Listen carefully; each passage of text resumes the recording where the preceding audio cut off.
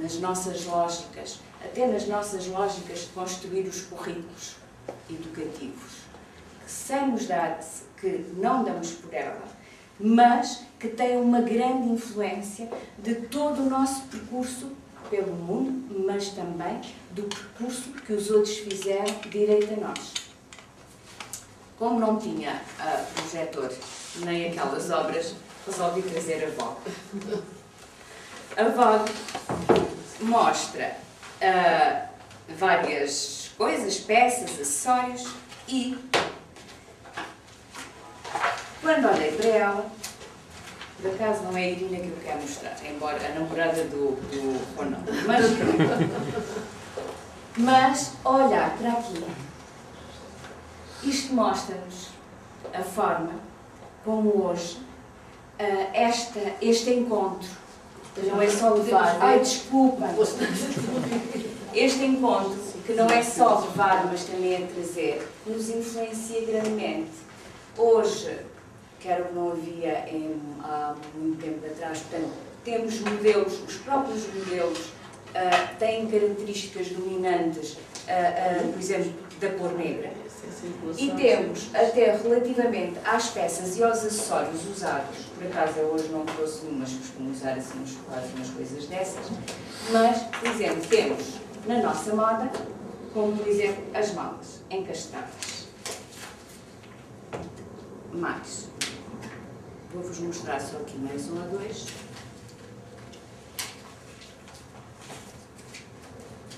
E temos colares, pulseiras, saltos de sapatos.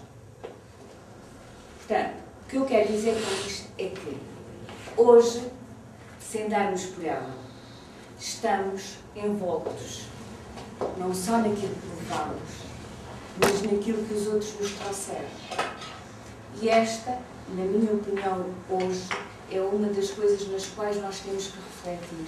Nós temos que refletir ou começar à procura, que é tornar visível nos pequenos detalhes que nós não só levamos, mas que os outros também nos trouxeram, coisas muito simples, mas com as quais convivemos todos os dias e como eles eram importantes ou como eles neste momento são importantes para nós.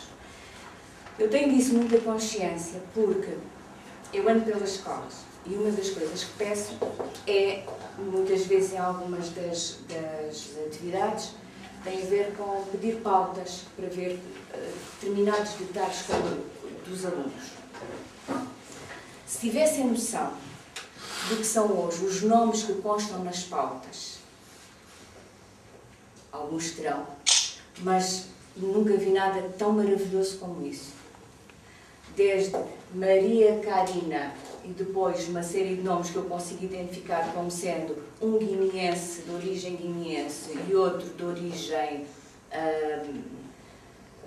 chinesa, angolana, portanto, os nomes hoje, as pautas, já ninguém se chama Luísa Maria da Costa Janeirinho, acredita? Portanto, isso já não existe. Pelo menos nas escolas, não digo tanto nas universidades, mas quando nós passamos por ensino básico e chegamos até meio do ensino secundário, isso acontece. Ora, o que eu quero dizer com isto é que quando temos este património nas nossas escolas, por fim temos que começar a fazer esta ligação. É mostrar, na verdade, aquilo que nós levamos, mas também temos sentados à nossa frente pessoas que vieram de vários sítios. Elas também têm o dever de perceber a riqueza que nos trazem todos os dias, mesmo que só seja um óleo fula. Mas eles contribuíram para que nós tenhamos o melhor óleo à nossa mesa. E isso é uma riqueza que nós não podemos deixar de dar essa contribuição e de dizer que foram eles que fizeram. À conta destas reflexões, e porque eu sou presidente de uma associação, que é a Esfera Mundi, e juntamente com o MIL fizemos um desafio. E o desafio tem a ver com o seguinte: com base neste conceito, e a plataforma está a ser montada, é fazer o desafio aos associados do MIL e aos outros aos 1001 que quiser, de procurar nestas cidades do mundo que nós temos no nosso país e não só, onde é que se cruzam através ou do olfato, ou da música, ou da pintura, ou da fotografia, que eu não sento na cidade de Lisboa, que é o mundo inteiro. Podíamos ser cegos, mas sabíamos que era uma cidade, não digo transcultural, que ainda não conseguimos ser, mas pelo menos multicultural, sim. Portanto, e o desafio é exatamente esse, procurar na cidade e na nossa cidade, que às vezes somos nós próprios, procurar esse detalhe que nos é dado na construção de nós próprios, onde é que encontramos o outro. E, portanto, o desafio é esse, é captar ou imagens, ou receitas, ou... não sei. A imaginação é uma coisa que todos nós temos muito. Portanto, captar esses detalhes em que, na verdade, naquilo que nós somos, sabemos identificar que está lá o outro e o contributo do outro para a nossa própria construção. Eu encontrei um texto do... não vou já acabar. Eu encontrei um texto do Exupéry que eu acho que costumo usar e de que eu gosto muito, porque reflete exatamente aquilo que eu penso sobre este encontro. E diz assim: cada um força os outros a crescerem, talvez mesmo pelo ato de se oporem, e eu os constranjo à criação.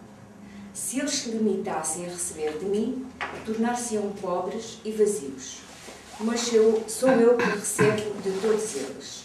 Eles assim, enriquecidos, por possuírem como expressão esse eu que eles primeiro tanto enriqueceram. E no fundo eu acho que é exatamente isso. Quando nós estamos em contacto com o mundo, uma das coisas que temos de ter muita noção, em cada peça, em cada pequeno detalhe, daquilo que percebemos que somos nós, é este encontrar nesses detalhes o sítio onde na verdade está lá o outro. E é por isso que este conceito que eu muitas vezes digo de Museu do Mundo, que é um projeto que tenho, e as pessoas pensam que é uma coisa megalómana. Uau, Museu do Mundo, quem é que se lembra de uma coisa dessa? Não, em cada peça, na maior parte das vezes, está o mundo inteiro. Porque na verdade, a cultura, a identidade, o património é qualquer coisa que viaja. E como vem até connosco com o encarregado dos outros. É por isso que lhe temos de estar sempre muito agradecidos daquilo que levamos, mas daquilo que também recebemos. E era, no fundo, esta mensagem que vos queria passar sobre a questão do óleo fula.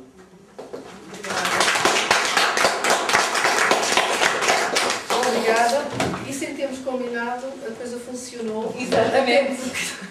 Eu penso da mesma maneira, muito próximo daquilo que a Elisa pensa, porque eu vejo, de facto, aquilo que aconteceu, ou que começou com mais intensidade a partir do século XV, a construção de uma globalização ou de uma pré-globalização, evidentemente tem que ser visto assim, num encontro de culturas.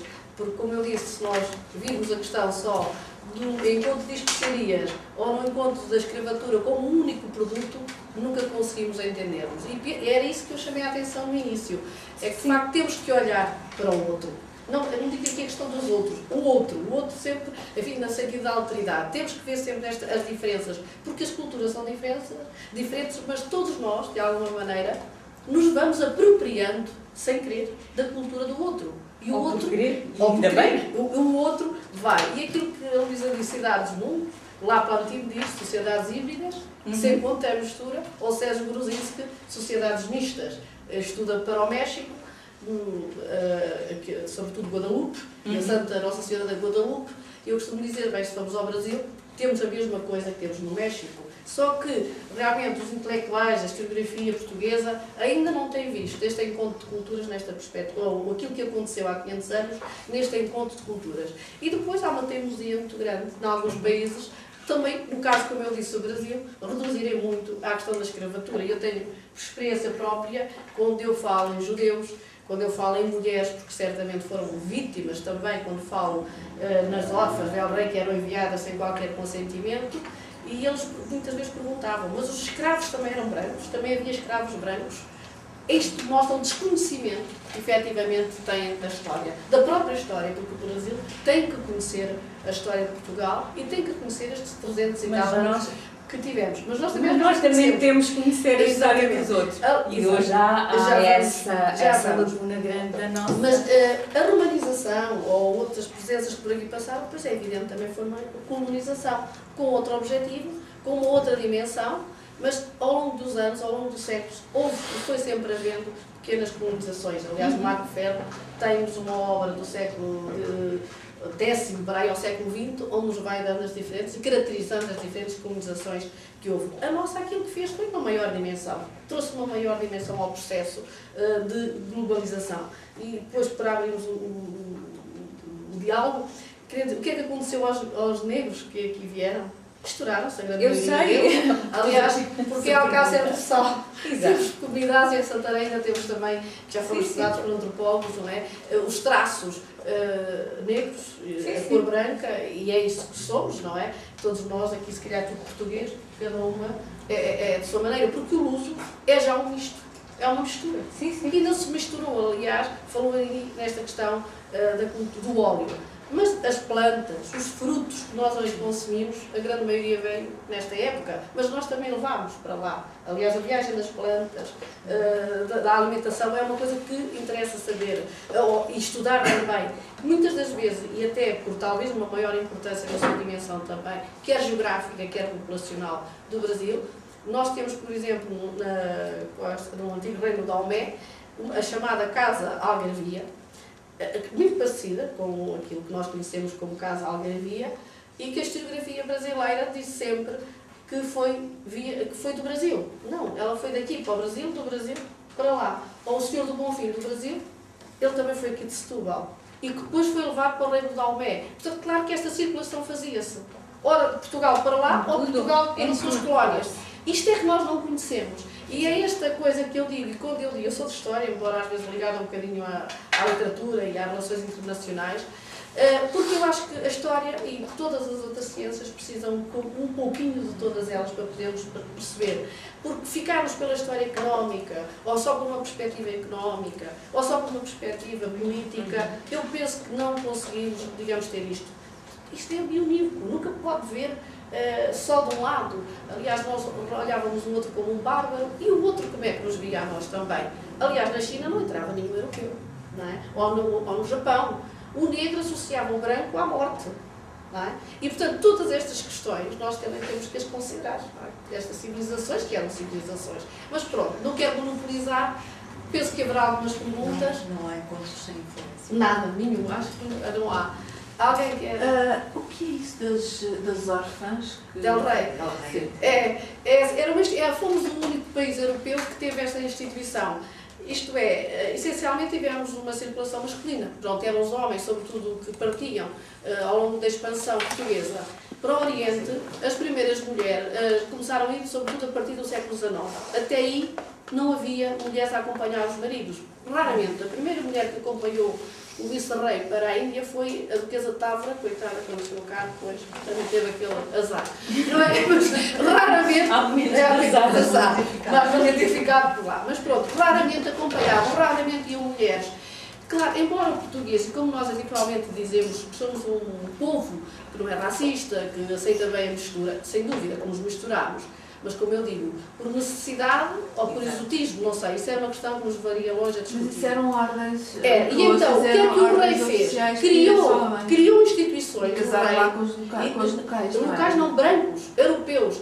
O rei criou instituições no reino que se chamavam recolhimentos, não conventos, que são instituições diferentes, porque o convento, a mulher fica fora do mercado nupcial porque não casa, professa, o recolhimento não. A mulher é educada para casar, preparada para casar e com uma formação ocidental, etc., que é para poder levar também essa cultura.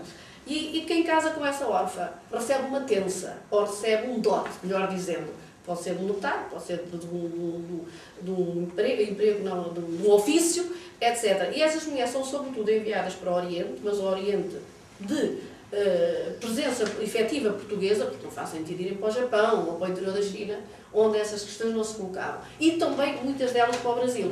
E portanto elas chegavam lá e eram depois escolhidas, não eram elas que escolhiam. Eram escolhidas pelos brancos que por lá andavam. Tinha dois objetivos. por um lado a colonização, por outro lado o branqueamento da população, não é? Que era para, embora se incentivasse e houvesse muita mistura entre branco e negro, negro e índio, etc., mas também essa preocupação da coroa, das órfãs, porque a órfã não tinha que necessariamente não ter mãe. Na altura bastava não ter pai para se ser órfã. E, portanto, foi uma instituição que nós utilizámos para a colonização. Essa mulher foi tão instrumentalizada como foi um escravo. Elas não queriam ir, aliás, podem ver um filme feito no Brasil, até já passou. O Desmundo. Vale a pena ver, que retrata-nos este sofrimento. Uma violência. Pois, coitadas, elas não tinham opção nenhuma. Eram ditas, vocês vão para ali procriar e preservar ou continuar uma educação. E por vezes nós reconhecemos estes episódios como uma degradada, como as prostitutas, porque a história não fala dos subalternos, não é?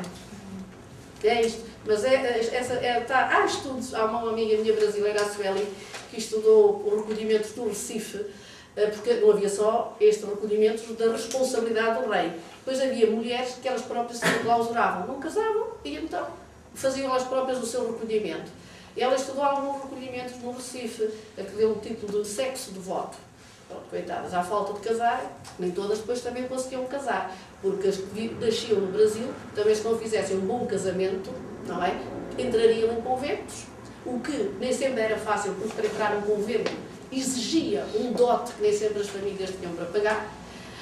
E então recolhiam-se. Algumas delas ficavam nos ditos recolhimentos voluntariamente. E ela fez um estudo muito interessante que se chama o sexo do voto sobre estas mulheres que sofriam. E há um outro do Luís Mote, de um baiano, antropólogo, muito ligado à história, que vale a pena ler, que é a Rosa Egípcia, que é uma escrava, prostituída pelo dono, depois tornou-se livre e ficou, depois um franciscano apoiou-a e fez dela uma santa. E essa senhora criou um recolhimento chamado das Madalenas Arrependidas, isto é, ex-prostitutas, porque nem todos os recolhimentos tinham a mesma função, havia distinção social. Aliás, quando se criava um recolhimento, punha-se à partida uma distinção social. Podia ser, no caso destas, para prostitutas, mas podia ser para mulheres de elite, pobres, evidentemente, ou podia ser para mulatas, raramente, enfim. Por vezes eram particulares também que davam dinheiro e diziam, eu estudei, por exemplo, o recolhimento da Bahia, da Santa Casa da Misericórdia, ao tutelado, e o testador dizia, só para mulheres brancas, cristãs, etc, etc. Pronto. Supostamente não entrariam outras, mas claro que entraram negras. Negras não digo, mulatas terão entrado. Pronto. Obrigada. Referiu que mestres de obras trabalharam em tempos hindus, muçulmanos, cristãos. Eram mestres de obras portugueses, de onde é que eles vinham? Ou melhor, os mesmos mestres que trabalhavam nesses três tradições, de onde é que eles vinham? Vinham da Europa, eram formados lá, eram portugueses exclusivamente? Cada caso é um caso. No caso que eu falei, que estava a falar em Dhaka, nós não há fontes seguras que nos indiquem que era o A, B ou C. O que chegamos lá por analogia e pelo que podíamos construir à volta. O que aconteceu na maior parte dos casos eram arquitetos, entre aspas, mestres de obras que muitas vezes iam de boa. Nós, aliás, a Fundação recuperou, eu abordei rapidamente as piscinas do Palácio do Sultão de Yogyakarta, que, olhando, e é uma das obras que é muito contestada até na própria Fundação, nós termos feito intervenção naquele momento, porque não tem nada de português. Na verdade, o que se diz é que o Sultão estava, no século XVII, estava a construir o palácio. Há um náufrago português, que afinal nem era português, era um goês, portanto era de origem portuguesa, mas origem de Goa, que naufragou e que caiu nas boas graças do Sultão, e o Sultão arranjou maneira de o fazer participar na construção do palácio. Portanto, muitas vezes é muito difícil identificar a assinatura do monumento, ou a planta, ou projeto original, porque não havia hábitos de... aliás, é um assunto ainda muito debatido, havia uma matriz, isso é muito evidente nas construções militares, uma matriz que depois se adaptava conforme os locais, mas que era sempre a mesma, que se aplicava para efeitos de uma defesa rápida. Mas o que é evidente, e até pelo que a Maria de Deus acabou de dizer, nós éramos muito poucos quando saímos daqui em 2015. Exatamente. Houve sempre a necessidade de angariar mão de obra local a vários níveis, e um deles era a construção. E lembremos, por exemplo, que os navios, um navio com uma tripulação de 300 ou 400 homens, às vezes 10 eram portugueses e os outros, sabe-se lá, eram todos lá. Portanto, no caso da assinatura do projeto é muito difícil quando se fala do século XVII. Mas pronto, há essa notícia que... Há sobretudo o que está lá, os elementos decorativos. É uma análise que é legítima. Os elementos decorativos dessa igreja são quase cópia fiel dos elementos decorativos dos outros dois monumentos que estão nas imediações. Daí que se possa especular, mas com alguma legitimidade. Mas seriam sempre locais? Não, aliás, seriam sempre com uma raiz portuguesa. No caso, os missionários agostinhos, no caso, naqueles casos eram os agostinhos. Mas no caso, ou português ou até de Roma, da própria sede de onde eles estavam ligados. Também havia o clero local, não é? Mas aquele foi, estamos a falar logo no início, dos agostinhos foram os primeiros a chegar na Araca. Só uma nota e duas questões. Uma nota, eu descendo dos negritos do Sado. Eu descendo dos negritos do Sado. Do Sado. Os meus... Não parece. Eu sei que não parece, mas cá bem fundo nos genes está lá a carapinha dos meus bisavós e das minhas trisavós. Duas questões. Eu estive em Cacheu o ano passado, na Guiné-Bissau, onde houve obras de recuperação e de renovação, e restauro, basicamente, da igreja, a primeira igreja portuguesa construída naquele território, e também do forte. Mas a meu ver, é um mau exemplo de recuperação. A recuperação não foi feita pela Fundação, foi feita pelo Estado português, patrocinado pelo Estado. Porquê é mau exemplo? A recuperação está feita, os edifícios estão funcionais, mas estão fechados. Não há visitas, não há espaço museográfico, não há conhecimento da população local, não visita estes espaços. Pronto, e a pergunta que eu coloco é: o que é que se pode fazer após a obra da renovação para tornar o espaço vivo e atuante na comunidade local e fazê-lo até um ponto capital de atração de focos turísticos? A outra questão é uma questão que se prende muito com o chamado melting pot. Porque o multiculturalismo é certamente apreciável no respeito à tolerância e no respeito à diluição dos riscos dos fenómenos de racismo. Mas a prazo não se arrisca a criar uma cultura amorfa e diluída que acabará por assassinar as culturas, as identidades nacionais de cada povo? Essa é a minha pergunta. Ou seja, à custa de absorver tantos legados, não se arrisca a matá-los, tornando um único legado que não é realmente um legado, mas uma coisa disforme? São as questões que eu gostava de deixar. Disse-me que tinha sido a intervenção da Fundação? Não foi. Não foi. Foi do Estado. Não. Português. Repare, nós, aliás, a Maria Deus falou que faz parte do programa, mas faz parte do programa há 2 dias.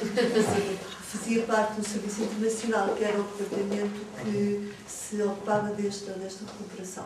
Uma das preocupações que nós tínhamos, o serviço foi extinto, agora a Fundação está numa fase de reorganização interna.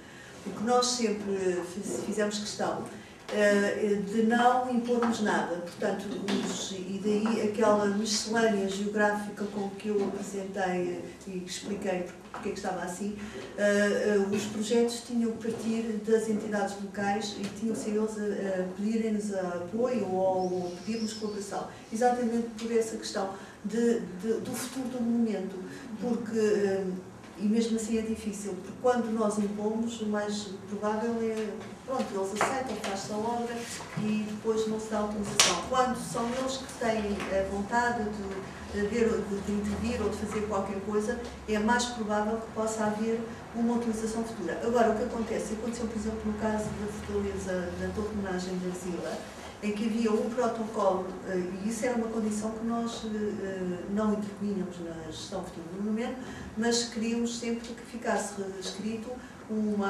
a intenção da utilidade do monumento. E no caso da Erzila, a ideia era fazer um centro cultural, o torre foi inaugurado em 94, eu estive lá em 2009, e que eu saiba, estive lá porque eles têm Erzila, que aqui é uma cidade com uma vida cultural muito interessante, e todos os anos fazem um festival cultural dedicado a um país lusófono, e em 2009 foi dedicado a Portugal, e que eu saiba foi a primeira vez que a torre foi usada para apresentar precisamente a exposição que nós tínhamos, que tinha sido ali naquela torre. Ou seja, apesar dos protocolos que se assinam, cabe às autoridades locais cumprir ou não, porque depois também não podemos dar continuidade e estar presentes e obrigar, entre aspas, a que haja uma função. Mas essa é, de facto, a ideia de longevidade do monumento, é fazê-lo viver, nem que seja adaptá-lo a outras funções que não tenham nada a ver com aquilo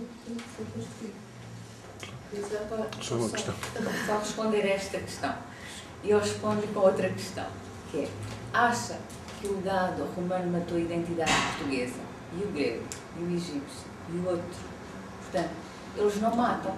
Portanto, quando estava a pôr, se nós não nos diluímos, não, nós construímos. Mas esta é a minha perspectiva. Portanto, quando nós falamos da influência que tivemos de determinadas civilizações, achamos que elas foram construtoras da nossa identidade. Mas isto é um processo que não terminou ali e depois nós ficamos com uma identidade fixa que já não tem transformação. Não, a nossa identidade continua-se a transformar. Até porque eu tenho uma grande questão com esta questão da identidade, como qualquer coisa que nos caracteriza e que não é mutável. Eu acho que a identidade é mesmo um percurso móvel. Quando a queremos tornar fixa, é que podemos levar a questões que nos podem levar a racismos, a discriminações. Portanto, se tivermos isto como assente, que a nossa identidade é móvel, que sempre foi, e se formos ver cá atrás, e portanto ela vai-se alicerçando como se fossem as várias camadas quando fazemos um corte num terreno. Portanto, e que depois há alturas em que, por mistura ou por condições externas, aquilo tudo se mistura e faz um produto novo. Isto eu acho que é mais fácil, da mesma forma que os outros também se foram alterando com a nossa presença, e que é um percurso normal dos encontros. Agora, se isto faz matar a nossa identidade, eu não acho que haja mortes de identidades. Eu acho que, na verdade, quando há mudanças, quando um povo chega ao pé do outro e faz com que ele se despersonalize de tudo o que é característico, aí pode haver a morte de uma identidade. Por exemplo, eu estou a ver situações, sei lá, como os índios do norte do Canadá, onde eu lá estive, e uma das coisas que eu percebi, que foi a segunda e a terceira geração, portanto, tinha-lhes sido tirado tudo aquilo que eram os seus referenciais básicos. Portanto, as segundas e as terceiras gerações viviam um bocadinho, desculpa o termo, à rasca, quer dizer, já não tinham as suas referências identitárias como os seus pais, mas também, como eram índios, também não eram assumidos socialmente como uma população do Canadá. O que é que aconteceu? Portanto, eles ficaram ali a construir no vazio. Portanto, é uma sociedade a construir no vazio. Mas nós também tivemos uma série dessas mini-sociedades a construir em Portugal. Portanto, todos os que vieram a seguir a 74 e que chegaram a Portugal também começaram a construir no vazio. E aí apareceram os movimentos rap, e aí apareceram, olha, amanhã está em exibição um filme que é Colas Saint-Jean, que é uma reabilitação de uma tradição cabo-verdiana que eles fazem ali na Cova da Moura. E, no entanto, se formos ver, portanto, o São João não é qualquer coisa que se fizesse habitualmente em Cabo Verde, também foi levado por nós, mas mudou-se e agora chama-se Colá porque tem a ver com as danças do corpo e da sensualidade, ligadas a um ritual que também tem muito de cristão e de católico. Eu pergunto, isto é eles ficarem desvirtuados na sua identidade? Não, eles já assumem isto como a sua própria identidade. Portanto, isto, é uma construção. Eu acho que a identidade é mesmo uma viagem, é mesmo uma construção. E, portanto, não vamos ficar aqui eternamente a dizer somos portugueses, fomos conquistadores e portanto, ficamos assim neste formato. Não, somos muita coisa, felizmente. Então, mais uma questão, Dia. Não é uma questão. Não, era aqui. Não, aqui à frente. Agora é isso. Pois, exatamente. Então, uma curiosidade, uma pergunta, uma colocação e uma proposta. Bom, Uma curiosidade tem respeito com o fula. Sabe que no Brasil é muito utilizada uma expressão fulo da vida? Sim. A fulana, né? Está fulo da vida ou fulo da vida. Porque eles eram realmente muito... Vem daí. Os fulos eram muito são violentos. Ou pelo menos é tipo. Os fulas eram aguerridos, violentos. Aguerridos, sim. Aguerridos. Então o fula vem daí. É uma etnia. É. E que eram eles que trabalhavam nas produções dos óleos. Do óleo da Na amendoim. produção do óleo. Quantos anos tem, mais ou menos? Um século? 2, 3? Não, menos. Aquilo era Porque há amendoim, não uma, era? eu agora é que não me lembrei o nome. Era o Devia logo amendoim. ter apontado quando me lembrei deste exemplo. Porque uma das principais indústrias portuguesas que foi para a Guiné, que é daqueles industriais, lá está, sou todo preciso de uns medicamentos. Portanto, tinham a produção dos óleos na Guiné. E é daí que veio o nome. Agora não me lembro qual é a fábrica, mas ele pode ser que até ao final depois nos embarque. E a Era uma fábrica. matéria-prima era? Eram os óleos. Os Mas óleos era de amendoim. Amendoim. E dendém, que não é dendém, lá não se chama dendém, palma, obrigado. Óleo de palma. Tá. Óleo de Então, palma. o fulo da vida vem daí. É dendém. Tá. Depois, nos 3... Olha, tá vendo até o que eu ia falar agora tem a ver com... O que eu ia falar agora, por acaso, tem a ver com uma gravação que foi feita no passado, que tinham 2 pessoas sentadas aí, eram da Universidade de Coimbra, você lembra mais ou menos? Que estavam falando sobre a dificuldade que essas 2 professoras tinham, né, em se comunicar com a UNILA. Unilab. A UNILA é a Universidade Latino-Americana. Acho que era. Unilab Eu acho que era eu. era... E tinha uma Não outra... sou de Coimbra, sou de Évora. Exatamente. De Évora. Lembra disso? Sim. E eu estava lá no canto. Eu sei, sim. E ele gravou tudo. Isso vai ser história. Porque um dia vamos remexer. O dia que remexer nos arquivos videográficos do MIL, dá para fazer uma nova história de Portugal. Se eu chegar à política, Hã? é bom dizer. Dá, porque tem muita coisa. Tomara que não se perca, né? Não coloque embaixo da mesa nem na torre do topo. Está tudo no YouTube.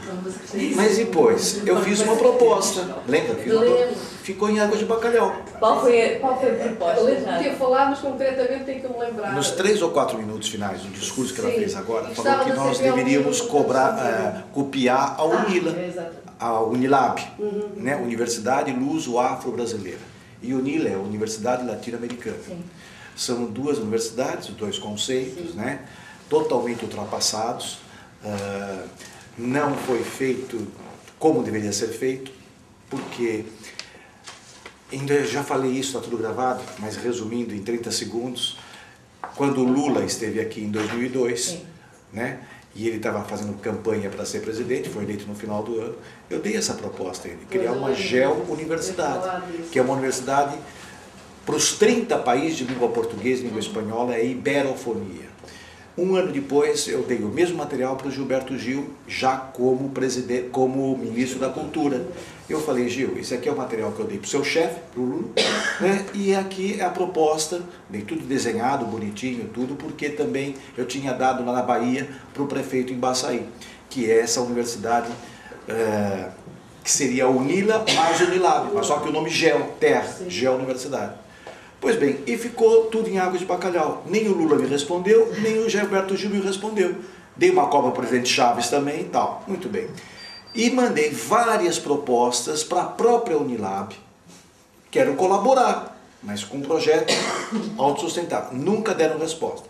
Então, minha proposta é Por que nós não podemos unir esforços, entende? Não copiar a UNILA nem a Unilab, né? Mas fazer de raiz a geo-universidade, ou seja, a proposta que eu dei a eles, eles não falaram nada e fizeram a coisa pela metade, completamente ultrapassado. Como se faz uma universidade, eu sei com a palma da minha mão, porque eu vivo dentro de uma universidade, desde os meus 21 aninhos, quando eu comecei a ser professor universitário, até os 60 que eu faço esse ano. Então são 4 décadas dentro, e não é qualquer universidade, é USP, Universidade de São Paulo. Pois bem, para já não falar da Universidade Paulista, que eu dei aula também, e do Mackenzie, Universidade de Mackenzie, e a Escola Superior de Propaganda e Marketing. Ou seja, eu estou nesse meio já há 4 décadas. O que eu proponho, vamos unir esforços e vamos fazer a Geo-Universidade aqui na Guiné, né? Que eu tenho a fundação na Guiné, em vez de copiar no Brasil muita coisa. Há 2 semanas atrás, ou 3 semanas mais ou menos, no máximo, teve ali no Centro de Informação de Coimbra, que fica no Picoas Plaza, né? Ali, exatamente. Teve uma palestra muito interessante.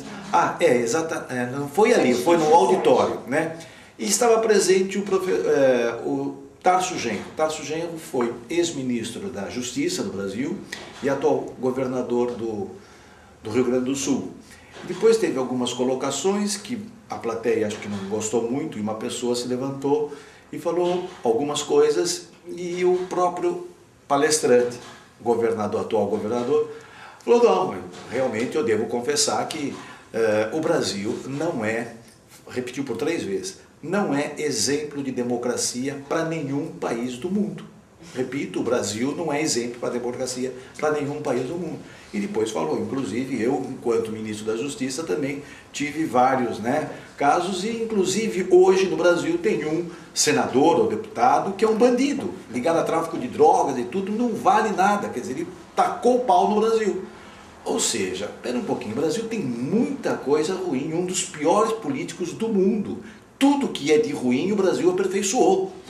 Entende? Tá, tudo isso é gravado. Não tem problema. Fica por aqui, que se me acontecer alguma coisa, está gravado. Quem sabe um dia... Sem nomes da Né? O Fernando Pessoa também. O Fernando Pessoa falava e descrevia tudo e deixava no baú. Sim. E o Fernando Pessoa falou, um dia vão descobrir no baú tudo aquilo, mas não antes de 50 anos. Então, conclusão, o que eu estou falando está gravado, mas também está gravado o que ele falou, porque foi gravado o que o Tarso Genro falou. O que precisa é, como tem tanta coisa errada no Brasil, tanta coisa errada em Portugal e tudo, começar a nivelar por cima, porque por baixo já está 500 anos. Né? Uma vez eu estava no Brasil... Mas para poderem outros participar, senão assim, daqui a pouco vamos todos embora. Faça a pergunta, por favor. A pergunta é, vamos unir esforços nesse sentido ou não? Certo? Porque eu fiz a proposta, nesse sentido de criar. E começar a estabelecer diálogo. É para mim a pergunta. Para si, para aquela outra sua colega. Sim. Né? Para ficar registado. Para ficar, como eu, aliás, ano passado a intenção de fazer esse debate e que eu insisti que viesse alguém da CPLP era efetivamente para despertar, digamos, vontades e ao mesmo tempo criar um espaço ou um gabinete que se interessasse por esta cooperação a nível do ensino superior, porque me parece que não existe. A cooperação, como eu disse na altura, é feita individualmente, de professor para professor ou da universidade que assina um protocolo, mas não temos ninguém dentro da CPLP ou um gabinete que se encarregue ou que tutele esta cooperação. Eu isso continuo também à espera, eu gostaria que se fizesse, mas o certo é que também vou ao site da CPLP e eu não vejo. Relativamente à Unilab, e quando eu disse que Portugal podia plagiar, eu disse entre aspas, plagiar não no sentido de fazer uma coisa igual, mas uma universidade que nos pusesse em contacto. Que não só o mundo dito português ou lusófono, que fala português, mas outros espaços onde a presença portuguesa ainda se faz ou fez sentir com mais intensidade. Há 500 anos atrás, 300 anos, o caso de Malaca, o caso de Goa, que não tem que ser verdadeiramente só virada para a CPLP. Eu isso defendo que não tem que ser. Agora, penso, e nisso eu não tenho problemas em dizer, talvez por uma questão de dinheiro ou por uma estratégia política e económica, o Brasil, e por aquilo e a experiência que tem ditado isso, por onde eu ando, de Macau, a outros espaços, que aposta muito mais no envio de professores de português, claro, neste caso, padrão brasileiro, como é óbvio, do que os portugueses, que nós chegamos muitas vezes a ver, que não existem quase professores portugueses, padrão português, mas sim padrão brasileiro, e eu pergunto, são os portugueses, os professores que não querem ir, ou o governo não propicia uma política para que possam ir. Eu acho que Portugal está um pouco esquecido nesse aspecto da cooperação. Penso eu, isto é a minha pergunta, porque eu também mandei e-mails para a Unilab, também nunca obtive resposta. E se for à minha universidade, também não sei, por exemplo, se sabem como é que está a funcionar. Me convida para uma palestra lá, eu vou lá numa palestra. Mandar meios para qualquer universidade ou instituto público, neste momento ninguém tem resposta. Pronto, Não é. e nós, pronto, a pessoa viu. Mas não vamos cobrar algo de quem não sabe. Não, viu a criação, 50% dos alunos são do espaço lusófono, que tem que ter. Mas também 50% dos docentes também são do espaço lusófono. Claro que a universidade ainda não está totalmente a funcionar, tem apenas alguns cursos. Agora, quando é que se vai implementar isso? De ter 50% de professores lusófonos e 50% de alunos. É um bocadinho complicado se não houver esforços de todos os países. Se for só o Brasil, eu não sei se vai conseguir. E agora falo mais porque uma colega minha acabou de ser amiga, uma brasileira, nomeada pró-reitora para a questão da cooperação na Unilab. E espero, como ela conhece bem a realidade portuguesa, das universidades e até angolanas, que possa, mas é assim, nós temos que alertar também e temos que chamar a atenção, porque não podemos só perguntar aquilo que os outros, já o Kennedy dizia, o que é que o país pode fazer por ti, mas tu pelo país. Eu acho que nós também temos. Agora, porque o Governo não está interessado, ou não tem estado interessado numa política cultural. Por isso é que eu disse que o Governo é o Ministério da Cultura. Eu, quando viajo, graças a Deus, devo muitas vezes à Gulbenkian, Fundação Luso-Americana, Fundação Oriente, a Ciência e Tecnologia, quando nos dá projetos. A minha universidade, neste momento, não tem dinheiro para nada, não dá qualquer bolsa, e se eu for ao Ministério da Educação, também não temos. Isto é que é um problema, não é? E, portanto, como é que se pode interferir? Não sei como é que o Governo poderá acordar. Talvez a CPLP. Eu sei como, mas eu faço a proposta. Fiz proposta para a Gulbenkian, para a Fundação Oriente, para o Instituto Camões, para o Instituto Cervantes. São 20 anos que eu estou em Portugal. Ninguém responde. Fez a proposta para a Gulbenkian para despojamento, não se lembra? Há 20 anos atrás, até a semana passada. Durante 2 décadas eu estou falando com a Gulbenkian. 2 décadas. Okay. Falei com o Sr. Marçal Grilo, falei acabou de sair agora o atual presidente, que era Emílio Vilar. Também nesse mesmo dia falei com o cineasta mais antigo do mundo, que é o Manuel Oliveira, do projeto dos 8 séculos da língua portuguesa. Eu estou falando com a Gulbenkian e dando projetos, dando ideias há 2 décadas. O dia que descobrirem, nos calabouços da Gulbenkian, os projetos que eu tive lá, e as reuniões, o Gulbenkian se ressuscitasse, mandava todo mundo embora. Eu acho que o Gulbenkian, se voltasse cá, não reconhecia a própria obra. Mas deixe-me dizer então uma coisa, do ponto de vista, e a Maria Deus falou do Instituto Camões e dos organismos estatais e institutos, nós temos uma perspectiva que é a seguinte. A Fundação foi, durante muitos anos, considerada o Ministério da Cultura em Portugal. E fez sentido em determinada época. Felizmente, o mundo mudou para melhor, apesar de agora estar mal. Mas mudou e o Estado chamou assim funções que lhe competem e que antes não fazia, portanto, que a Fundação assegurava. A nós, na Fundação, a nossa posição é, na questão de uma universidade, não é fomentar a criação de universidades. Não é essa a proposta que eu dei para os projetos, são outras. A nossa ideia de apoio a projetos é criar condições para o projeto se lançar, se consolidar e depois poder autossustentar-se. E daí...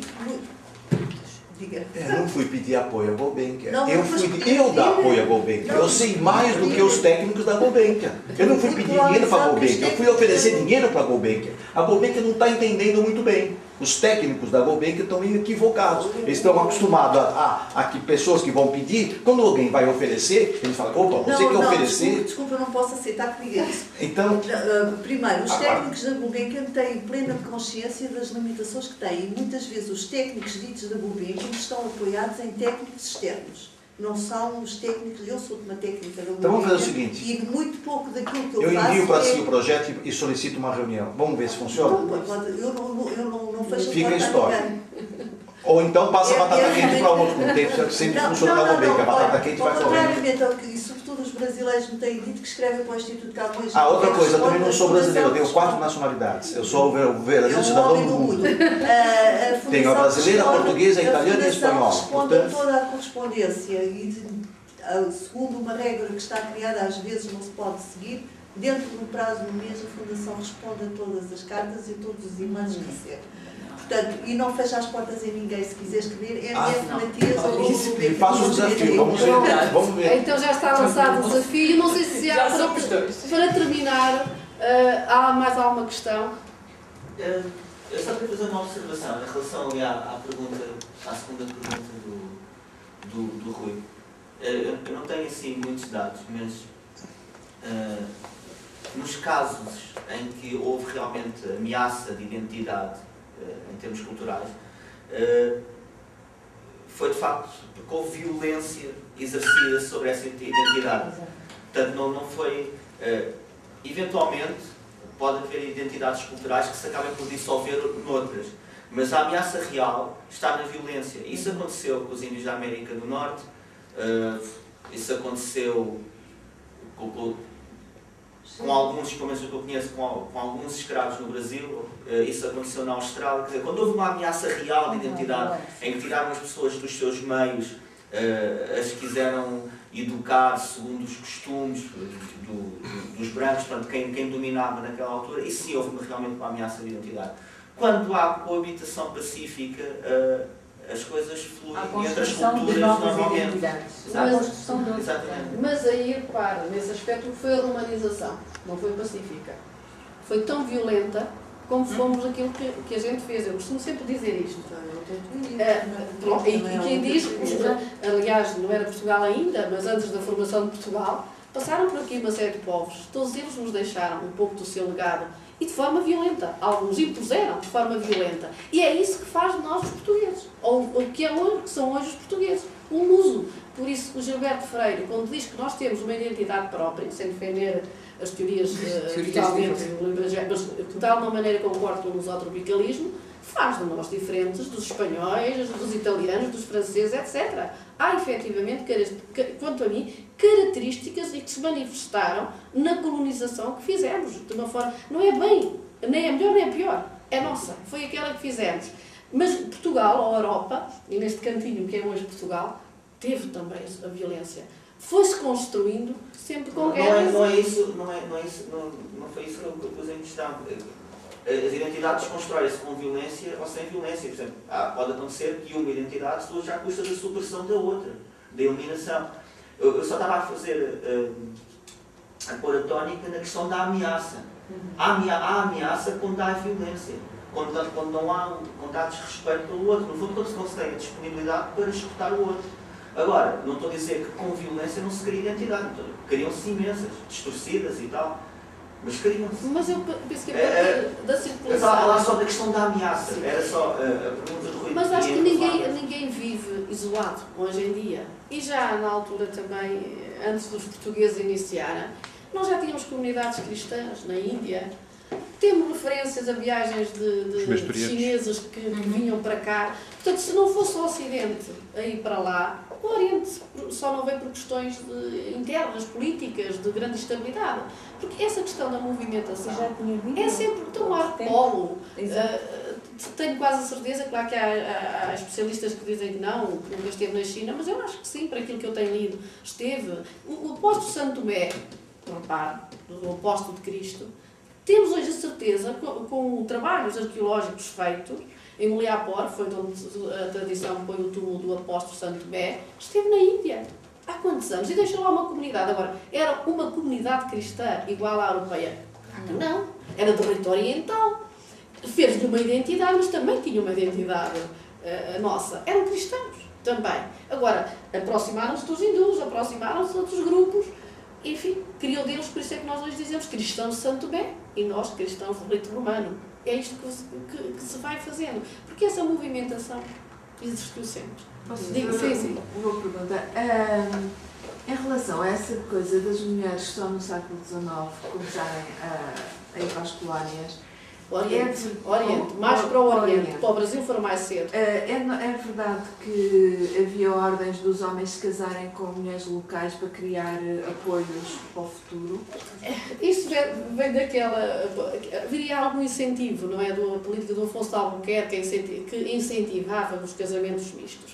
Claro a colonização precisava-se de desenvolver. Não havia brancas, pois talvez, mas também há uma ideia, de alguma maneira errada. Eu vejo assim, pronto, não sei se terei já autoridade para afirmar as minhas teorias, se não, mas eu pergunto, com quem é que casavam os portugueses, mesmo em Goa? Quando eu aprendi História, e se calhar todos nós, pensávamos que a cristianização ou o casamento foi feito com as mulheres locais, que eram sobretudo mulheres do topo da hierarquia, das castas, brahmanes. Não era verdade. Não só os primeiros cristãos que se foram fazendo no início, como os casamentos que se fizeram com os primeiros cristãos, haverá sempre exceções, como é evidente, isto nunca há sempre uma regra total, mas eram com prostitutas, bailadeiras, eu, enfim, não digo que seja bem a mesma coisa, mas pronto, as bailadeiras, ou viúvas, porque a mulher viúva, e nós aqui em Portugal e na Europa também, não, a mulher sozinha também não tinha qualquer importância, mas lá muito menos importância tinha. E até havia alguns grupos, nomeadamente os nais, quando ficavam viúvas, tinham que simular pelo fogo. E, portanto, daí que muitas dessas mulheres acabassem por aceitar o cristianismo, a proteção da Igreja como uma sobrevivência e, ao mesmo tempo, uma mobilidade social que o hinduísmo não lhe permitia. Eu vejo um pouco assim, porque, por vezes, a perseguição aos cristãos, e não estamos só a falar do ponto de vista do casamento, mas dos cristãos, não é só pelo dogma, para aquilo que se ensina, pela doutrina, passa muito pela instabilidade que o cristianismo leva àquele espaço, porque começa a haver alterações sociais, alterações no cotidiano. Isso é que preocupa muitas das vezes as autoridades locais, não são os representantes régios na região, as autoridades locais, as autóctones, começam a ver a sua sociedade alterada, o seu sistema alterado. No Japão, até na China, ou na Índia, sobretudo no Sul, não em Goa, porque é uma conquista, nas conquistas... Questão da identidade? Pronto, e até porque o caso da questão do cristianismo, claro, na religião universal, como é o islamismo ou o judaísmo, mas repare que o cristianismo não exigia só que as pessoas aceitassem o dogma, a doutrina, mas que depois tivesse todo um comportamento ocidental, que fosse monogâmico, que nem sempre acontecia nestas sociedades, não é? Que vestisse de acordo com também os portugueses, a alimentação, os impostos, etc. Portanto, grupos que no seu sistema nunca poderiam ascender, nasciam pobres e pobres ficavam. O cristianismo, por vezes, permitiu, porque era a troca do tal eu converto-me e a partir daí levo. Aliás, o São Francisco Xavier tem cartas interessantes neste sentido que diz, mesmo em Goa, só se convertem porque recebem vestidos e outro tipo de tensas, claro que isso tinham os mesmos direitos que os portugueses. Claro que haverá exagero, mas que de alguma maneira há interesse de parte a parte, isso sem dúvida nenhuma que há. Não podemos pensar, não, os brahmanes, aqueles elites é que se convertiam ao cristianismo. Bem, demorou o seu tempo, demorou. E em Goa é questão da conquista, porque aí o conquistado tinha que se submeter a quem conquistou, não é? Então, senão tinham que sair. Mas se me permite a minha opinião, a minha área também é a história. Eu acho que no caso dos casados, a diferença entre os portugueses e os outros é que houve uma lei, um decreto do rei Dom Manuel, dar orientações para que os degradados e aqueles que iam, que supostamente não voltavam, se casassem exatamente nessas circunstâncias. E os outros povos, os holandeses, nomeadamente, isso acontece muito em Malaca, que se vê aquela descendência, os nomes que eles têm, eles fizeram exatamente o mesmo que nós, só que não era institucionalizado. Portanto, era uma coisa que se fazia, decorria do social, da vivência e do cotidiano, e não era uma determinante real. Exatamente. Portanto, a diferença é essa. No nosso caso é assumido por decreto, e no caso dos outros povos não é. Os ingleses também se misturaram, tanto quanto nós. Não assumam, mas não assumam questão da diferença que tem. Agora, é a minha leitura. A Goa penso que é o primeiro caso de uma sociedade mista. Agora, mas parece que o Brasil tem muita mais mistura, não é? Mas Goa, no início, era uma cidade portuguesa, está, porque uma política, os casamentos mistos, enfim, e depois é que começaram a ir mais tarde as mulheres, e essa preocupação com os ditas órfãs del rei, que foram antes do século XIX. Eu, quando falo ainda de mulheres, estou a falar em questões de casais, porque para o Brasil vão mais cedo. A colonização do Brasil é diferente do Oriente. O Oriente levanta uma outra problemática, e nem todo o Oriente é é ocupado, não digo conquistado, porque o Oriente não foi todo conquistado, apenas só algumas cidades, é ocupado de forma diferente. Para mim, no Oriente, sobretudo a parte mais extrema do Oriente, a presença europeia que se por lá fazia era muito mais sustentada pelos missionários, sobretudo jesuítas, e por os ditos mercadores particulares, os lançados, que andavam à revelia da coroa, a maior parte deles. E eles é que muitas vezes levavam a doutrina, a cultura. E não os vice-reis que nunca saíam de Goa. E os capitães, que representavam depois os vice-reis, também não iam para todo o espaço.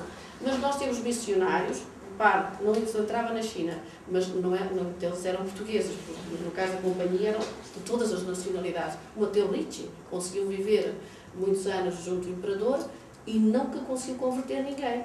Mas porquê? Ensinou matemática, ensinou a astronomia, e com isso foi-lhe permitido que ele estivesse ali na corte. Na corte do reino do Grão-Mogol, a mesma coisa, os jesuítas estavam e não convertiam. Era uma questão diplomática.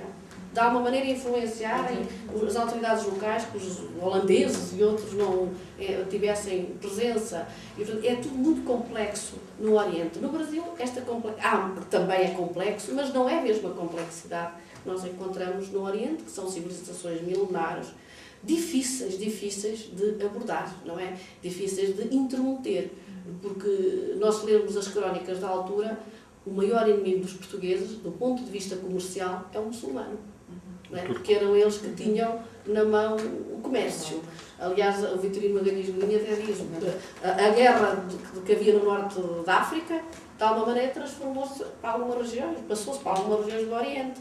Porque, enfim, damos sempre, primeiro aqui a reconquista contra os infiéis, para o norte da África, e sempre permanentemente. Isso é complicado, não é?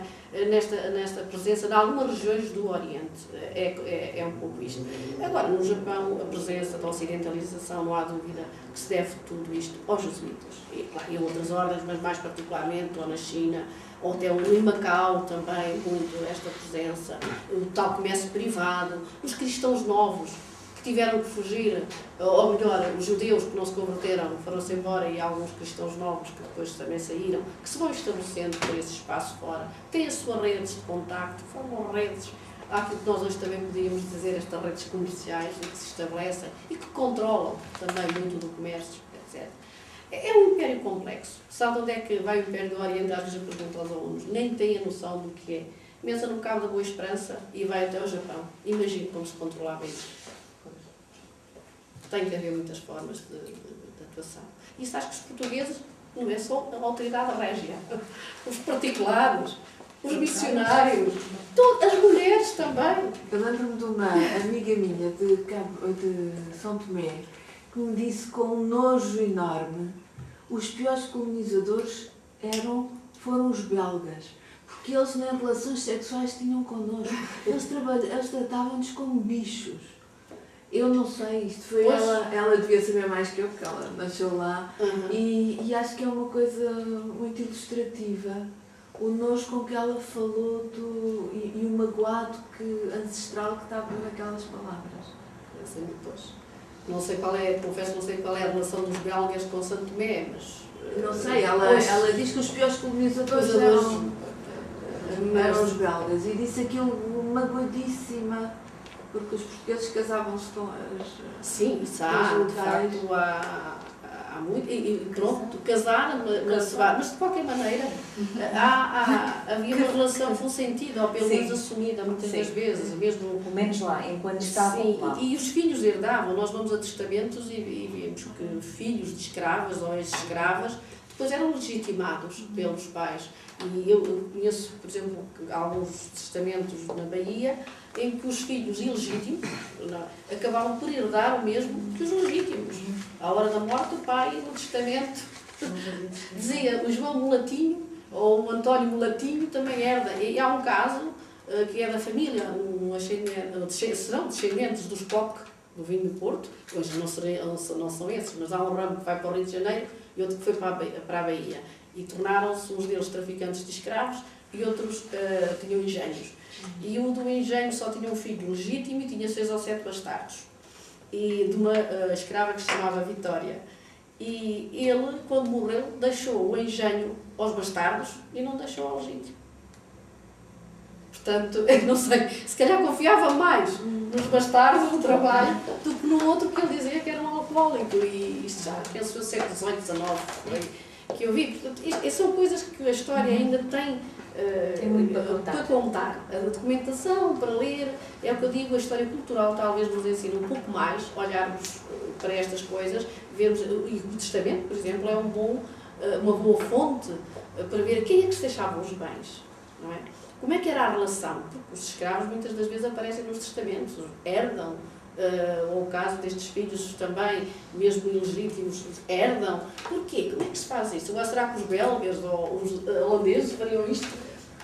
Bem, é uma história comparativa que nos faz falta, não é? E que não temos cruzada. Ver como é que é o sistema de testamentos nesses países, Nesses que talvez países é também. diferente do que era em Portugal e a tendência é transpor aquele modelo que se leva da troca. Uma coisa também que me contaram há poucos anos é que nos anos 60 houve uma série de homens da Beira que foram para o centro de Moçambique. Tinham-lhes dado lá umas colónias, uma zona para colonizar. E houve um protesto da embaixada inglesa, que estava ali ao lado, a dizer que não era assim que se colonizava, porque eles chegaram lá e começaram-se a casar com os locais. E então houve um protesto oficial dos ingleses por causa disso, porque acho que casaram mesmo com... Se calhar há séculos não tem o racismo que teve, não é? Durante o apartheid, muito tempo. Acho que E andavam ali a estragar não é que não houvesse. Porque a contaminação das ideias também tem. Não é que não houvesse exagero do lado português, com certeza que Claro, nós houve. éramos santos, E essas questões são são sempre muito complexas, sabemos como é. Acho que aquilo Parece quando nós vemos uma maior miscigenação. Mas como eu digo, a miscigenação ou a mistura não tem que ser só biológica, não é? Ela é cultural, também. a vida nos barcos também era selvagem, aquele coitado dos marinheiros. Essas questões têm. Aquilo também não saía dali boa gente. Pronto, não sei, mais alguma questão? Isto já é tarde também, não é? Então, resta-me agradecer e para o ano, com um novo tema, cá estaremos, não Foi é? muito interessante. E olha, Deixa-me só dizer uma coisa, eu vou aproveitar, vou deixar ficar os livros, ofereço à biblioteca do Milton, pelo contributo da Fundação. Estou com um exemplar em inglês, depois se quiser trocar eu troco para o português. e daqui a Luísa Com todo tem gosto. um jantarinho que vai haver. Eu não. A Sara há Sim, muito, sim, não sim, sou eu. vai haver um jantar. Não sou eu, nem que vou cozinhar, nem que vou receber. É, Já agora, há aqui um erro. Onde está .pt deve ler-se .com onde é que está isso? no Blogspot. Não estou habituada ao ponto PT. .com. Fica bem.